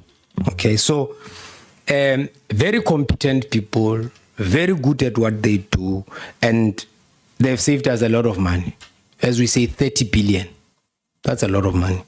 Now, let's go to default judgments, because you see, there is a story that suggests the following, that if you defend a matter, it falls off the court roll. Absolute nonsense. There's no such a thing. When someone defends a matter, it goes on the defended part. There is the one that is unopposed court roll. Once you oppose it, it goes to the opposed court roll. It does not get off. And by the way, when that happens, it must go to trial. You can't allocate 10 matters a day that are opposed. It's not possible. Okay? So this story, and it starts the very same way. By the way, when this engagements between the 2 deputy ministers started, it started this way, Chair. We were blamed for the court roll. We were blamed. People said, yeah, you are responsible for this court roll to be like that. Of course, numbers lemma lie. We went to them. We said, let's go back. This year, these are the number of things. Here are settlements. I think part 2 was showing you our settlements have increased over the period. We started showing those things to show that not you go to the work that was done by Professor Henny Klopper on the number of matters that were on the court roll. You look at what is now on the court roll on these matters, you realize that there's no truth to that. Then it changed. So every time we answer, we are attacked. Every time we answer, it mutates. This issue of of what we are seeing now, which was being challenged, by the way, the law firms, including Gerrit Nels law firm that ran to the Constitutional Court fighting about the new directive in North Gauteng that says mediation will be compulsory. Done by these guys of mine that also are said, no, these guys are incompetent. We started that work long ago. And of course, in the process, the legal fraternity is also part of it and all that. We discussed these matters. And of course, I think that the judiciary got to a point where it's just unpalatable that they must sit and negotiate forever with people that are never going to agree with this negotiation.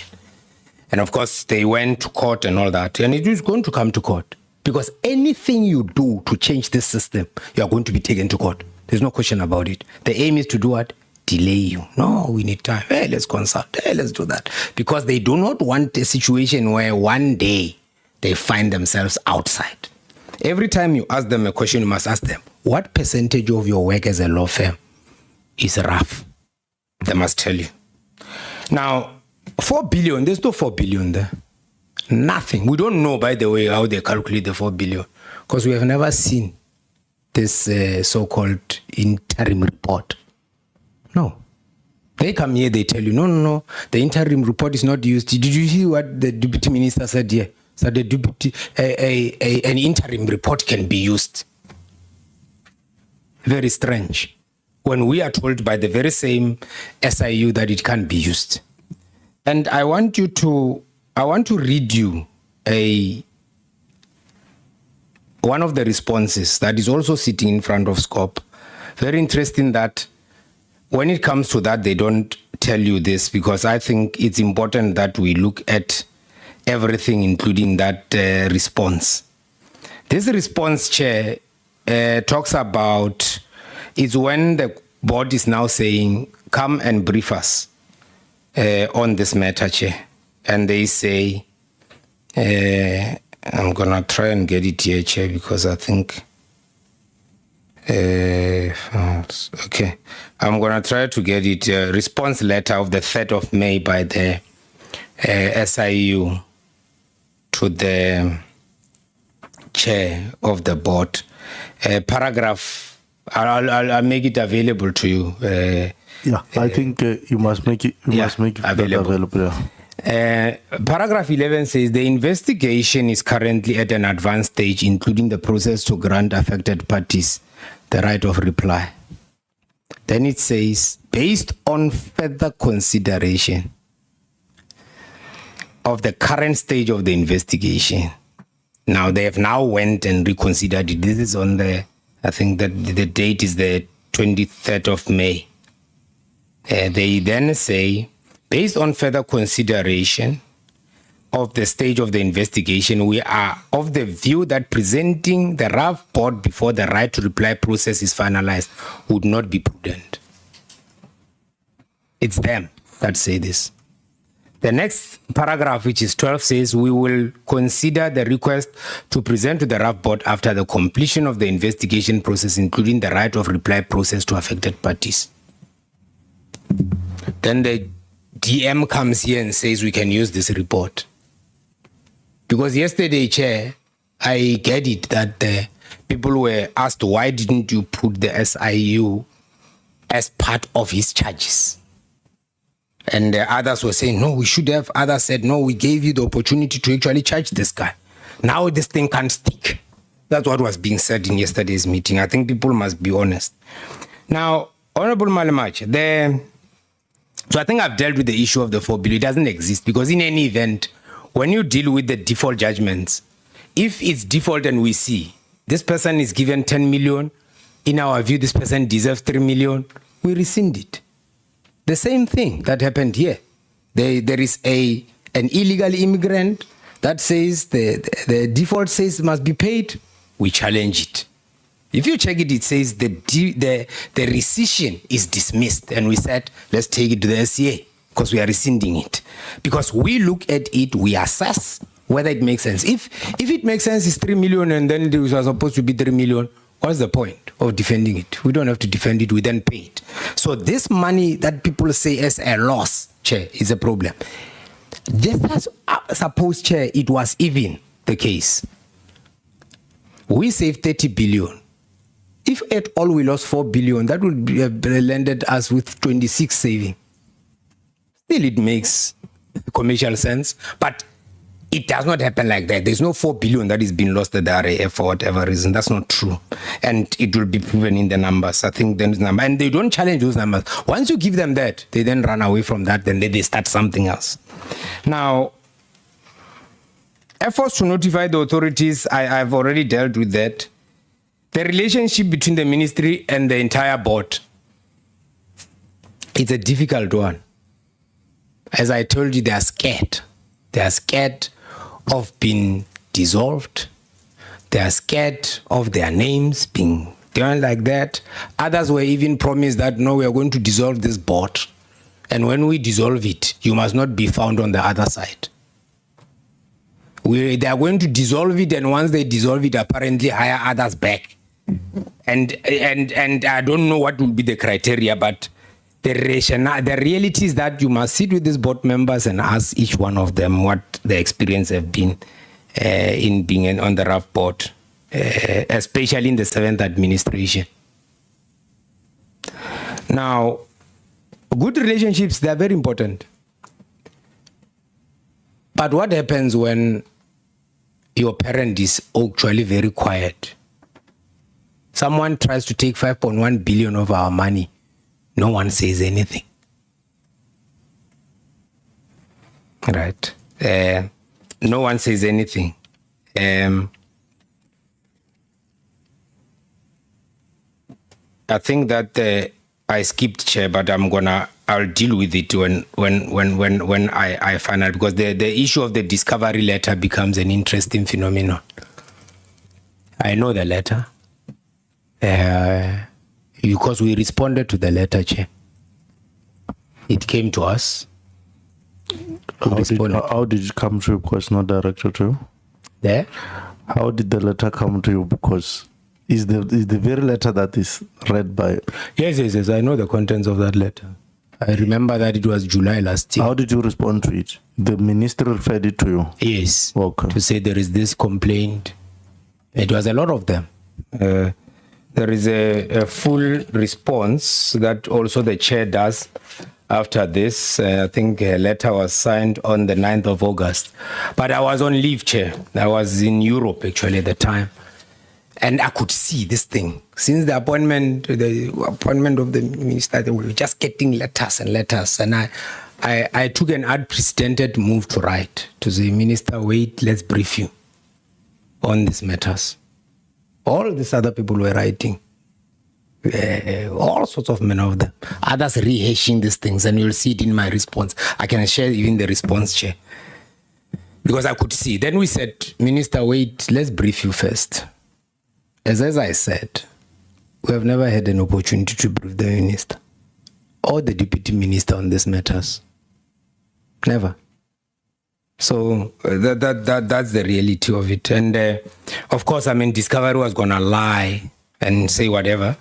They said what they said. But in there, they said, Letsoalo cannot be allowed to continue in this fashion or something like that. And I said, by who? They don't say by who. Of course, we give them a bloody nose there at the North Gauteng. We win this case. Then others go quiet, you see. Because they were waiting for that moment. They hoped we would lose. Then they were going to create this instability, as it were. We didn't. We won that case. Why is the RAF not acquiring land? Now, the RAF does not even want to own a teaspoon. We are sitting in attachments every day. You know what happens when people were called to Scopa here? As we landed here, people were in Scopa. The sheriff was busy there, taking assets that don't even belong to us. Leased assets, they were taking them. It shows you the coordination. How did they know we were here? All the executives were called here, forced to come here. They were here. And then in Pretoria, in our head offices, people were attaching assets of G-Fleet. The cars that are there belong to G-Fleet. They were attaching them. You can't believe it, but it's the truth. Okay? So you see this coordination. So this complaint about Sefotla Modiba, no, Chair, you are going to see. We have evidence of these things. By the way, it's under oath. I received this thing. I never left Joburg until they dropped the charges and all that. It's there. They are not going to tell you that they say, no, we wrote to the executive mayor about something that he must say when he was not there. Okay? You're going to repeat that? Executive Mayor Dada Morero was not there when these issues around Sefutla were happening. And I'm saying we have got letters indicating very clearly that these charges were dropped, and they were dropped before he actually came there. The story that whilst he was busy being charged, he left is not true, Chair. So these ones want to ignore this thing. By the way, the chairperson of Scopa writes back to the lawyers of Mr. Modiba, and he's not saying these things. He says, yeah, there's a differing views, and what will allow this process to proceed, and then someone gets suspended for it. Right? And it so happens. And then people are refusing to sign their own decision that they took to suspend someone, and they want to use someone as a stick, and they say you must sign there. It's wrong, Chair. So Mr. Lukwareni is under pressure. They want him gone. The sooner he leaves, the better. And all of us, apparently, that we are going to all follow suit and we are going to leave RAF, they are cleaning. That's what they said on the meetings of the 29th of that was held in RAF offices by those three that I've already referred to. Now, I've taken you through the SIU matter. There's nothing as painful as someone coming and saying you have done something and you hear it for the first time on YouTube. You sit there and someone says, hey, they say you are responsible for something. Apparently, I've got even 2 ID numbers. So someone was making aspersions about me having 2 ID numbers and all that. I've never been cleared. What? Chair, my first job was at the South African Reserve Bank. You will never go there without being cleared first in the first place. So I worked for the state. When I left there, I went to Department of Public Enterprises. I left Department of Public Enterprises. I went to private sector. I came back, appointed by cabinet in 2008 as a DDG in the Department of Transport. And people say, no, they cast aspersions about my clearance. I'm clear about that. They tried some funny things 2 weeks back to say, refill your form. I said, tell me about the one I filled. Well, where did it go to? Because they wanted to come back and make it about, no, he has started now. No. The SSA must do its work. We are there. I mean, we are there, the clearance. And people must understand. I heard the story, Chair, that when you are cleared, RAF does not deal with secret matters. No. At best, confidential or strictly confidential. There's no top secret there, RAF. So the clearance, people must understand that clearances are also by category. So you can be cleared you can fail top secret and be allowed to go secret. You can go, it's miss. People must understand what clearance is about. And clearance is not about this. Yeah. And then your issue, I think I've answered it, Chair. Yeah, you did. About the chief, the chief claims officer. The claims officer. Why did it take so long? As I said, we are trying to get someone we didn't get. And then lastly, what, Chair, I think your recollection is incorrect about interference. Honorable Malemaja said to the chairperson after she presented, said, are you a coward? Why don't you tell us someone is interfering? If you remember, go and listen to the tape. When after the chair had presented, you then said, who is this giving instructions? Is there someone interfering? You must be clear and tell us who's interfering, because very clearly there's interfering. Honorable Malemaja said that there in our head office. You must remember that meeting. And what was the answer? The answer? No, I mean, we laughed about it because she was keeping on telling you that we have been getting instructions and letters every day, she said. And you said, then it means someone is interfering. And then we just laughed about it. But the reality I'm saying, did it come out in that meeting that there is this person who's interfering? No, it came out, Chair, that there was someone writing us letters nearly on a daily basis.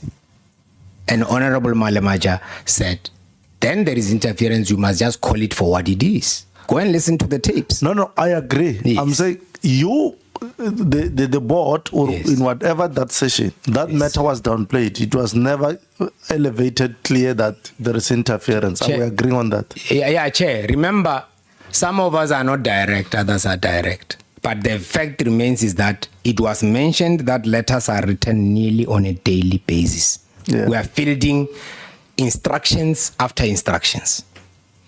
And that's the truth. And I'm saying, go and look at the pattern, Chair. Look at the number of special meetings and look at the number of letters that have been written to us and what those letters were saying. Okay. Yeah. What broke the camel's back? Well, people are scared. Others we have bills, Chair. We have bills. right? So most of us, we are black, we have bills. It's not nice to be told you are not going to get money, that your children are going to starve. We are going to either dissolve you tomorrow or whatever. So people are scared. And if they are scared, you are going to see that serious instability. Others will stick it, others won't. But Chair, it will be a travesty when some of these board members that work so hard, that have defended this thing so hard, are now thrown out. It's like throwing the baby with the bathwater, simply because they are under duress. There has been duress there, and you must ask about it, because it's only clear, and you're going to see it, that this organization is not stable. But it's just a whirlwind. It is happening now, and then some people must be put aside, and then some will come in and do whatever. The reality is this: it is not easy to be a RAF executive. It's worse when you are at the board, because remember, some of the times you are not in the organization, so you wouldn't know. People will write to you and do whatever. Others will meet you in the corners. Others will send you stuff and all that. And they will tell you, hey, these things are going wrong. Then you go and you check. No, there's nothing here. And when you do, they say, that one, they are controlled by that CEO. There's no such a thing, Chair.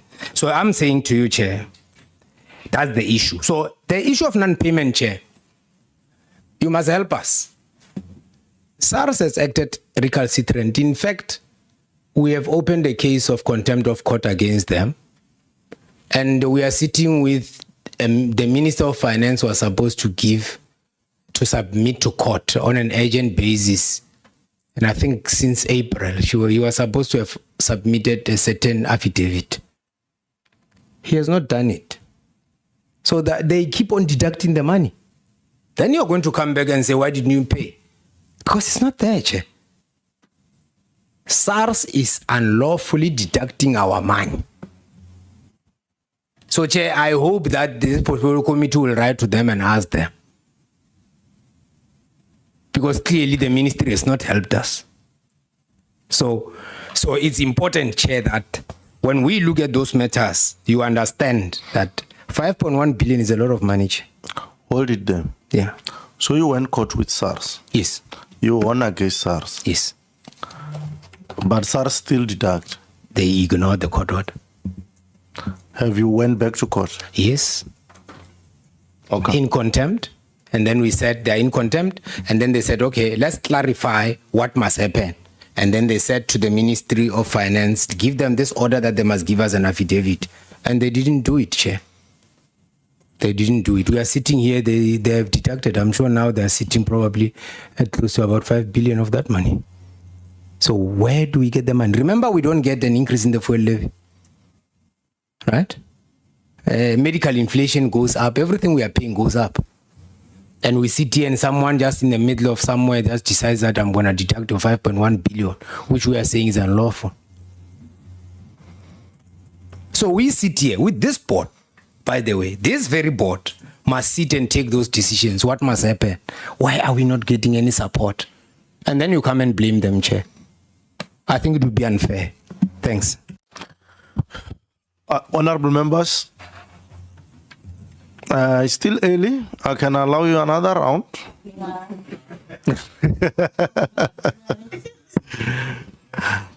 No, yeah. I must thank you for having, under the difficult circumstances, allowed you to come here and widen our ears and widen our eyes. I must say it here on record, colleagues, friends, compatriots, that I'm more convinced than any time ever before that it was necessary to call the CEO here. And I feel sorry for those members who left and could not get. I hope they'll be able to get through other channels. Because it's very dangerous to make a determination based on one-sided story, which I've seen as an attempt by other members to do it. Then I must reiterate, I was very clear in my conscience when I needed a legal opinion on this particular matter, because I knew that members, when they serve certain political agendas and certain political interests, have a tendency of somersaulting. And I needed to be legal-wise, and that's why I did what I did. And I'm really very happy that we're able to achieve through that particular process. And I must thank you all honorable members, especially those that proposed that we must have him here to give the account. Also that you did not tell us about sub judice, because I think maybe it's because you are confident of what you are talking about. So we really appreciate that. Our eyes are more widened than any time ever before. We know now that when we came to RAF, by the way, we did not know to this extent. Now we know even deeper now. And we're very, very happy. It will assist us as we continue to navigate and propagate this particular space to know what we really deal with. We're never going to be tempted at any point, as others were trying to do to this committee, that we must meet with Scopa before we meet with all these all these parties or role players. Because we can't be an oversight body that want to listen to a standing committee on the matter, to be briefed by a standing committee. Not the committee that I chair. It will never happen. That, forget it. It will never happen that I get a briefing from another committee on the responsibilities that I must get briefings directly. I'm saying this on record, including to all those members who had left on that particular guise. It's not going to happen. It will never happen. And I want to appreciate all of you who stood here and remained here, that for your servanthood and in the interest of the people of the Republic, because these are matters have to do with the interest of the people of the Republic. To the extent that you're able to sit here until this hour, to dig deep through him, to understand through him what he knows that we ought to know. In your part, Mr. Letsoalo, I'm going to request that some of the information that you have mentioned, I don't know whether you may want us to write to the issues, the things that we want, or some of the information that you think you must voluntarily favor us with.